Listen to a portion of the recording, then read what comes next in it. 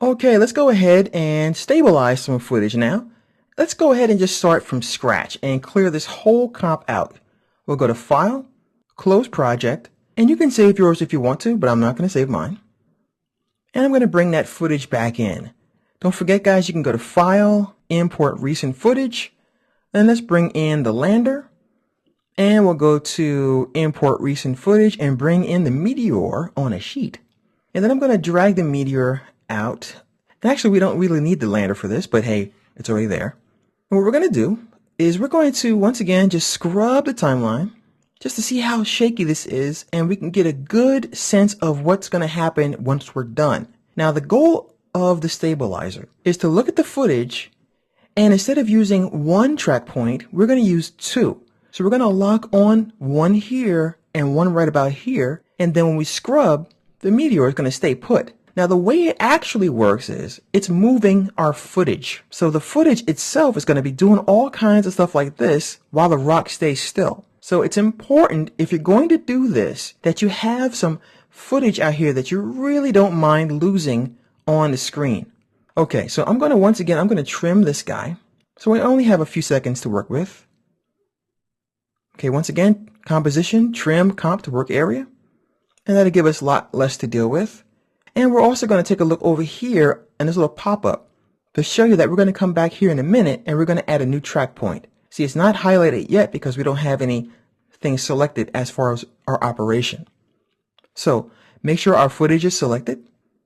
And we're going to choose Stabilize Motion. Now, we have a track point. Now, from my experience, one track point is typically not enough data for a stabilizer to function, because it's only going to have one reference point. For it to really lock on, it's a good idea for us to have more than one. So let's grab our first track point and let's put it right back in the same spot we chose when we did our track. And I'll scale it up a little bit like this.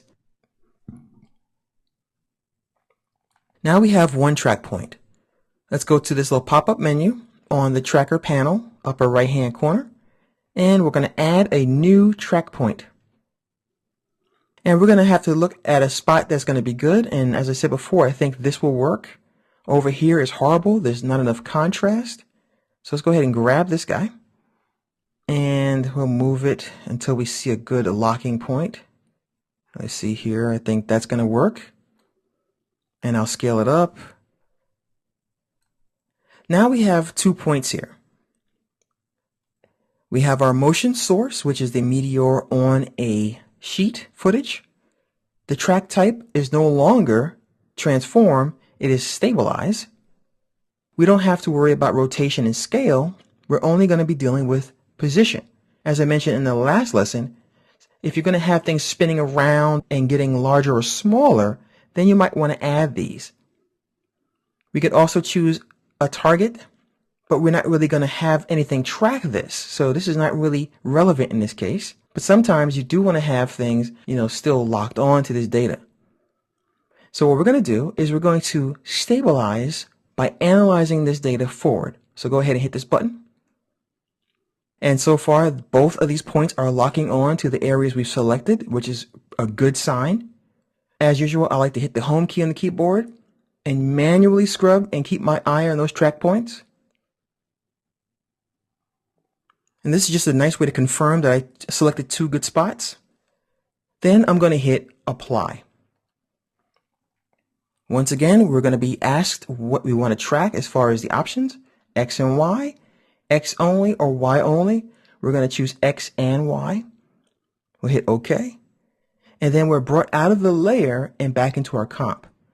You'll notice, by the way, the footage is actually offset a little bit. As I mentioned before, the way this works is it's going to move your footage. So it's really important that the subject matter is in the center so that you don't lose this footage when it plays back. So I'm going to hit home on my keyboard and I'm going to hit my space bar, and the meteor should stay right about there. And there you have it, folks. You have stabilized footage. We got those stabilizers working and the ship can now land safely, Captain.